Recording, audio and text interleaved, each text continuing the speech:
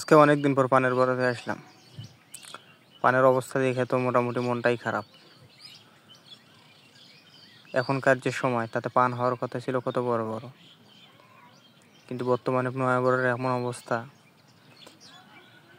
পান এত ছোট, কিছু বুঝতে পারতেছি না। আসলে এখন বৃষ্টির দরকার ছিল। মোটামুটি আকাশ থেকে ভারী বৃষ্টির ফলেই পানগুলো বড় হতো। এই দেখুন কত ছোট ছোট পান। কিছুদিন পরে সব পানের বাজার মূল্যই প্রায় থাকবে না। এই যে পানের মাথা হয়ে গেছে চিকন। আসলে আমাদের কিছু ব্যর্থতার জন্য এরকম হয়েছে। পর্যাপ্ত পরিমাণ খাবার না দেওয়ার ফলেই আসলে এরকম হয়েছে। এই যে দেখুন পান, এগুলো কচি পানগুলো আরও অনেক বড় হইতো এখনকার সময়ে। যেহেতু এটা নতুন বড়, তারপরেও ভালোই হইতো। এই দেখুন একটি পর একদম চিকন হয়ে গেছে প্রায় পানের মাথাগুলো চিকন হয়ে যাচ্ছে, পান ছোট ছোট হচ্ছে। মোটামুটি আমাদের নতুন বড়র অবস্থা এরকমই। আল্লাহ চান তো যদি বৃষ্টিপাত হয় তাহলে মোটামুটি ভালো হবে, আর এর মাঝে কিছু খাবারও দিতে হবে।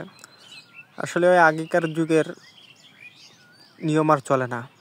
বিনা চাষে পান এবং বিনা ওষুধে পান দুটো একবারই অসম্ভব জিনিস। পান চাষ করার সময় যেমন চাষ করতে হবে, তেমনি পান গাছ বড় হওয়ার সময়ও পান গাছে যত খাবার প্রয়োগ করতে হবে, কীটনাশক দিতে হবে। আসলে কীটনাশকের উপর ভিত্তি করে মোটামুটি পানের গাছ এবং পান বড় হওয়া ডিপেন্ড করে। আমাদের নতুন বড়র অবস্থা মোটামুটি একদম ভালোও না, একদম খারাপও না, একদম সেই অবস্থা।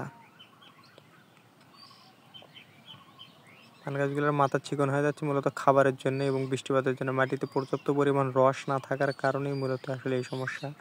আর এই দেখুন পোকার আক্রমণে কি হয়েছে। পোকার আক্রমণে গাছগুলো পাতাগুলো ছোট ছোট হয়ে গিয়েছে। এই দেখুন,